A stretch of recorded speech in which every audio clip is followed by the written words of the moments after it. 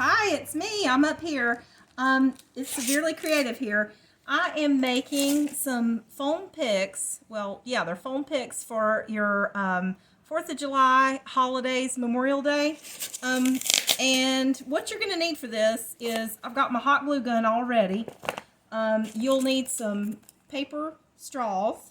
You'll need the foam scatter, which looks like this, but it actually looks like that. It's like little stars. And then you're going to take, it's very easy, it's just like a two-step process.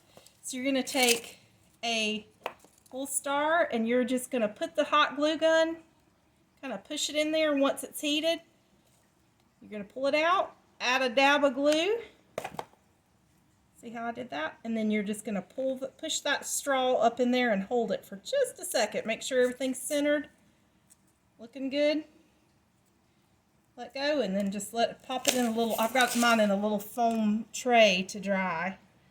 So, and those make great little picks. You can put them in flower arrangements, or you could put them inside like a glass jar with marbles in it. That would be cute. Or they would make excellent little magic wands for kids. So if you had like a 4th of July party for your kids, magic wands, that would be really cute.